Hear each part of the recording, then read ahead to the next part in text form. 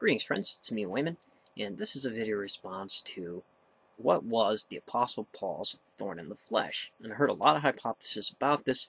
Many people have many different ideas, but I finally came across one that probably actually makes more sense than the rest of them. As you all know, I've been reading The Origins and History of Consciousness by Eric Newman. He was a student of Carl Jung, and he had a lot of good stuff to say in this book. I finished it, and I was going back, looking over some things that I underlined, some notes that I took, and it took me forever to get through this book, but it was an awesome read. So what I'm going to do first is read a quote from that, and then we'll put it together with Paul's writings, and then we'll come back to this to see how it all fits together, and hopefully I can make a pretty strong argument for it. Because what happens in Paul's letters is that he's trying to assimilate the old form with this new form of ideas that he's had. The Judaism out of the Greco-Roman idea, out of the Greek side of that, the Septuagint, because every quote by Paul from the Tanakh and Judaism comes from the Septuagint. So a lot of scholars believe he did not know maybe Aramaic or Hebrew. And I think that some of the claims of him studying with some of the big names may have been just assumed, because he seems to be more like Greek rhetoric is used more often than actual Hebrew sayings. And you'll see what I mean as we get going. So this is a part that I wanted to read about Paul's thorn in the flesh.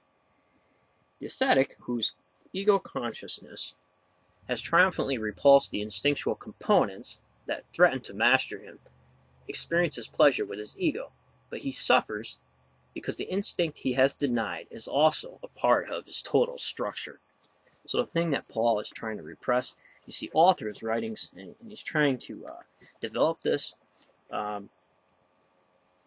his constant battle with the self.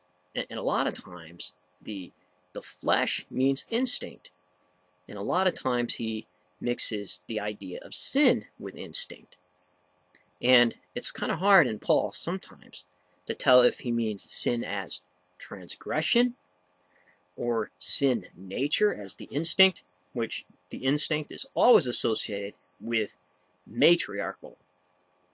And as we know, both Christianity and Judaism is patriarchal. So a lot of these belief systems that are patriarchal make war with the matriarchal, with the instinct, with the natural instinct, and end up repressing the feminine and the matriarchal, and hence you get a lot of the overflow of repression of women. Maybe it's done subconsciously a lot of times, and then ends up displaying itself and projected in reality, which is pretty interesting. So we're going to read a part of this where Paul talks about how he's tried to rid himself, but he's seen it finally as a gift because he reconciled the instinct that he was trying to repress. and this is humorous here in 2 Corinthians 12, because if you read the dialogues of Plato and listened to Socrates talk, this is the kind of stuff that Socrates talks when he uses his form of rhetoric. And Paul maybe is kind of borrowing from the Greek style here, because this sounded exactly like Socrates when I read this. It's very humorous. Here Paul is trying to be somewhat modest when he's talking about this, but really he's talking about himself, building himself up in a modest way. It's very slick. So this is out of the Message Bible. I'm using this translation because it's more simplified. You force me to talk this way, and I do it against my better judgment. But now that we're at it, I might as well bring up the matter of visions and revelations that God gave me. For instance, I know a man who, 14 years ago, was seized by Christ and swept away in ecstasy to the heights of heaven. I really don't know if this took place in the body or out of it. Only God knows. I also know that this man was hijacked into paradise again, Whether in or out of the body, I don't know. God knows. Therefore he heard the unspeakable spoken, but was forbidden to tell what he heard. This is the man I want to talk about. But I know myself. I'm not saying another word apart from the humiliations. If I had a mind to brag a little, I could probably do it without looking ridiculous. And I'd still be speaking the plain truth all the way. But I'll spare you. I don't want anyone to imagine me as anything other than a fool you've encountered if you saw me on the street or heard me talk. Because of the extravagance of those revelations, so I wouldn't get a big head, I was given a gift of a handicap to keep me in constant touch with my limitations. Satan's angel did this to me. He did his best to get me down. What he did, in fact, was push me to my knees. No danger, then, of walking around high and mighty. At first, I didn't think of it as a gift and begged God to remove it. 3 times I did that, and he told me, my grace is enough, that's all you need. My strength comes into its own weakness. Once I heard that, I was glad it happened. I quit focusing on the handicap and began appreciating the gift. It was a case of Christ's strength moving in on my weakness. Now I take limitations in stride with good cheer, and these limitations that cut me down to size, abuse, accidents, opposition, bad breaks, I just let Christ take over, so the weaker I get, the stronger I become. So now we'll flip over to see the actual conflict of Romans, I believe it's in Romans 7. So let's go over to there, see what happens here. Gotta find it here.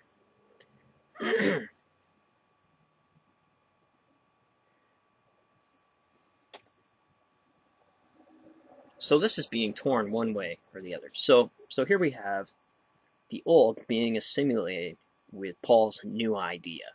So the old, or what he had before, was still very much in play, but he needs to assimilate it.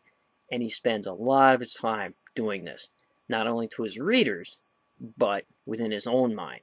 So Paul here, I believe, is also not only writing for his readers, but for himself, building up this theological philosophy. Here it is, verses 4 to 6.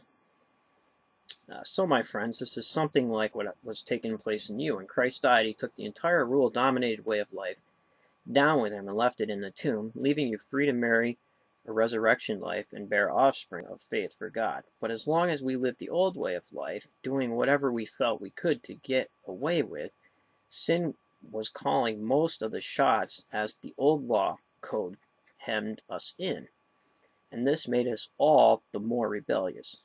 And in the end, we all had to show for it was miscarriages and stillbirths. But now that we're no longer shackled to the domineering mate of sin, and out from under all those oppressive regulations, the fine print, we're free to live a new life in the freedom of God. But I can hear you say, if the law code was all that bad, it's no better than sin itself. Certainly that's not true. The law code had a perfect, legitimate function.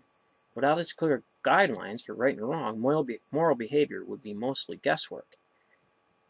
Apart from the surgical command, you shall not covet, I could not have dressed covetousness, sorry, I said that wrong, up to look like a virtue and ruin my life with it. Don't you remember how it was? I do, perfectly well. Law code started out as an excellent piece of work. What happened, though, was that sin found a way to pervert it for the command to temptation, making a piece of forbidden fruit out of it. The law code, instead of being used as a guide to me, was used to seduce me. Without all the paraphernalia of the law code, sin looked pretty dull and lifeless. I went along without paying much attention to it, but once sin got its hand on the law code, it decked itself out in finery. I was fooled and fell for it. The very command that was supposed to guide me into life was cleverly used to trip me up, throwing me headlong. So sin was plenty alive, and I was stone dead. But the law code itself is God's good and common sense, each command sane and holy counsel. I can already hear your next question. What does it mean? I can't even trust what is good by the law. Is good just as dangerous as evil? No, again, sin simply did what sin is so famous for doing, using the good as a cover to tempt me to do what would finally destroy me. By hiding within God's good commandment, sin did far more mischievous than it could ever have accomplished on its own. I can anticipate the response that is coming. I know that all of God's commandments are spiritual, but I am not. Isn't this also your experience? Yes, I'm full of myself after all. I've spent a long time in sin's prison. What I don't understand about myself is that I decide one way, but then I act another, doing things I absolutely despise. So if I can't be trusted to figure out what is best for myself and then do it, it becomes obvious that God's command is necessary. But I need something more, for if I know the law but still can't keep it, and if the power of sin within me keeps sabotaging my best intentions, I obviously need help. I realize that I don't have what it takes. I can will it, but I can't do it. I decide to do it, but I don't really do it. I decide not to do bad, but I do it anyways. My decisions, such as they are, don't result in actions. Something has gone wrong deep within me and gets the better of me every time. It happens so regularly that it's predictable. The moment I decide to do good, sin is there to trip me up. I truly delight in God's commandments, but it's pretty obvious that not all of me joins in that delight. Parts of me covetly rebel. Just when I least expect it, they take charge. That's the instinct, friends. So a lot of times Paul interchanges, say, the flesh, it could mean instinct, and the confusion of transgression, and the difference between a transgression and sin being the instinct. So sometimes those are interchanged in here as the straight word, sin. So here, Paul, I believe, has a huge problem with the instinct. So just going back and reading some more of, I know this is getting kind of long, but bear with me. The Origins and History of Consciousness, page 434, halfway up. Nevertheless, assimilating ego can only conquer by dint of unremitting struggle, never a single blow. The gods who have been overthrown still play a part in the religion of their conquerors. Thus, the overthrow of the old matriarchal goddess and her replacement by patriarchal gods do not end simply with the expulsion, but quite the reverse, with the institution of a cult in their honor. We find this sort of thing happening everywhere. So long as a content is totally unconscious, it regulates the whole, and its power is then at its greatest. But if the ego succeeds in wresting it from the unconsciousness and making it a conscious content, it is, mythologically speaking, overcome. As, however, this content still goes on using up libido, the ego must continue to work at it until it is fully incorporated and assimilated. The ego consciousness cannot, therefore, avoid further dealings with the conquered content, and it is likely to suffer. So that, my friends, I believe is Paul's thorn in the flesh. The instinct, the thing that will always be with him. You hear a lot of ministers talking about, especially Wesley, come up with the idea of entire sanctification, removing the sin nature. Sorry, friends, it's still there. Humans will always act like humans. And that's what Paul's problem was. And a lot of times I believe he blamed it on the old system, the law code that he was leaving. He blamed it because he could not obtain it. He had a lot of problems with the old. So once he had his quote-unquote revelation confronted by the archetype, he needed to break that apart, assimilate it, and figure it out. And that's what he did in all of his writings. People today, though saved and sanctified and on their way to heaven, hang on, friends, gotta wave. still have that same problem. Uh, those who stand up and say, "Oh, I'm healed of the sin nature," they're instinctual, just like me and you, friends. It's just more repressed, and they're doing a better job at regulating it. But it's still there, guaranteed. Take care, friends, and remember, everybody's thinking alike, and somebody isn't thinking.